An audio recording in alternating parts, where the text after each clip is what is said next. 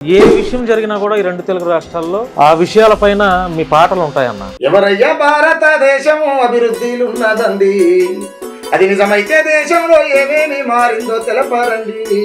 ఎవరయ్యా భారతదేశం అభివృద్ధిలున్నదండి, అది నిజమైతే దేశంలో ఏమేమి మారిందో తెలపారండి. అన్న ఎన్ని పాటలు రాశారు ఇప్పటిదాకా? అన్ని రచన స్వరకల్పన మొత్తం మీరే? ఇలకతమ పిలియా నేను వనికి డబ్బులియా, ఇలకతమ పిలియా నేను వనికి డబ్బులియా, నేను వనికి డబ్బులియా, నేను వనికి డబ్బులియా. ప్రతి పాట నేను ఏది కూడా నా గుర్తింపు కోసం రాలేదు.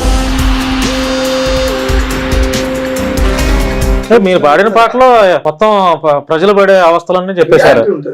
నమ్మొద్దు నమ్మొద్దు పట్టభద్రుల అరది మారు మల్లన్నని, నమ్మితే మల్లన్న తారుమారు చేస్తాడు పట్టభద్రుల బతుకుని. అన్న మీరు రాజకీయ పార్టీలకు అతీతంగా పనిచేస్తారా? ఏ పార్టీకైనా మీరు క్వశ్చన్ చేస్తారా? అనేది సమస్య నాది కాదు, ఇది కాదు, కానీ ఏ పాటకాడు ఏ ఉద్యమకారుడు జనం కోసం పానాలు ఇస్తామని చెప్పి నేను పానం ఇచ్చేటోని కాదు భయ్. నా జోలికి వస్తే పానం తీసుకోండి. ఎవరైనా పంచాయతీ చేస్తే పోయి కొట్లాడతా, ఎవరైనా ఎదురు కూర్చో అంటే తంతా.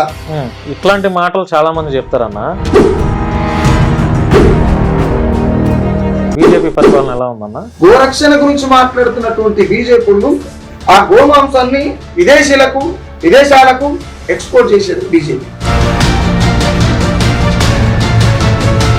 గోరక్షణ ఉండాలనేటువంటి హిందూ మతవాదులు ఎవరైతే ఉన్నారో మరి స్త్రీ రక్షణ ఎందుకు కోరుకుంటలేరు అనేది మా క్వశ్చన్. కానీ ఇక్కడ బీజేపీ ఏం చెప్తుంది? పుడితే పుట్టాలే హిందువుగా, అంటే మిగతా వాళ్ళంతా మనుషులు కదా వాళ్ళు. కొంతమంది పని పాట లేని పోరంబోకు నా కొడుకులు హిందూ దేశంగా ప్రకటించాలని ఇప్పుడు నినాదాలు చేస్తారు. లంగర్ మస్తుగా మాట్లాడతారు అవుతారా? అన్న ఆర్థికంగా ఏమన్నా వెనకేసుకున్నారా? ఎవరు తప్పు చేస్తే వానికి వ్యతిరేకంగా రాస్తా కాబట్టి మొత్తం తెలంగాణలో 1200 ఛానళ్లు మూట్లో పెట్టించి అనేది ప్రచారం జరుగుతుంది. అలా మన 2 ఛానళ్లు ఉంటాయి, ఆ 2 ఛానల్ నడిస్తే మనకు పూట గడుస్తుంది. ఇప్పుడు సంవత్సరాలు కొంచెం ఇబ్బంది అవుతుంది.